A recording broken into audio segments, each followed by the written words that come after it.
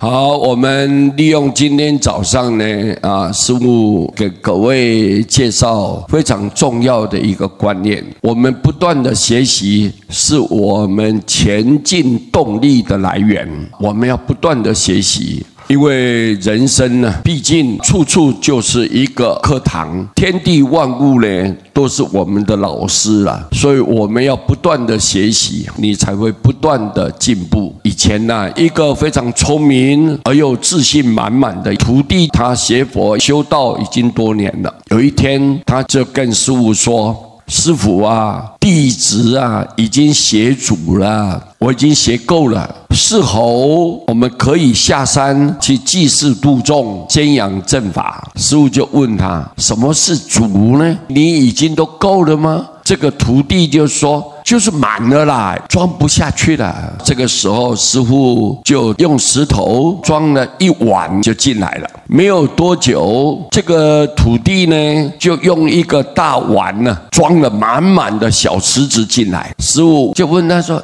你装满了吗？”徒弟就回答说：“满了，已经满了。”师父安心，师父呢就抓了一把沙放到这个碗里面了，没有溢出来哦。师父又问：“满了吗？”这一回徒弟就回答说：“哎呀，这一次是真的满了，真的满了。”结果呢，师父又抓起一把面粉呢，就放入了这个碗里面了。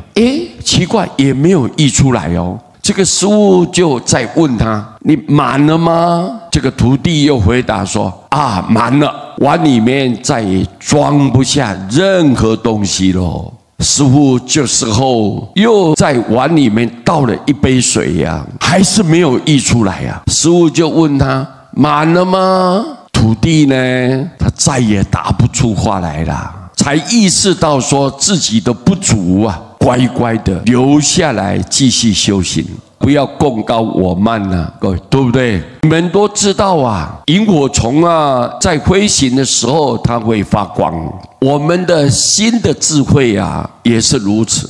当我们停顿的时候，生命呢就会变成很灰暗。所以我们各地的莲友应该知道，人生永远都需要学习，需要充电。在这个变化非常快速的时代当中，我们都是一辆辆在路上奔波，非常快速在行驶的小车子一样。要维持车子前进的动力，就是要学习，一定要不断的学习，不断的成长。人生处处都是课堂好像教室一样，人人都是我们的老师。只有我们抱持着很谦虚的心胸，向天地万物来学习这个智慧，我们的生命才能更达到完美，并让自己成为心灵非常丰满的一个赢家。你不是一个失败者，只要你肯不断的学习，日后必定充满无限的幸福跟光明。师父提供给各位大家参考。南无阿弥陀佛。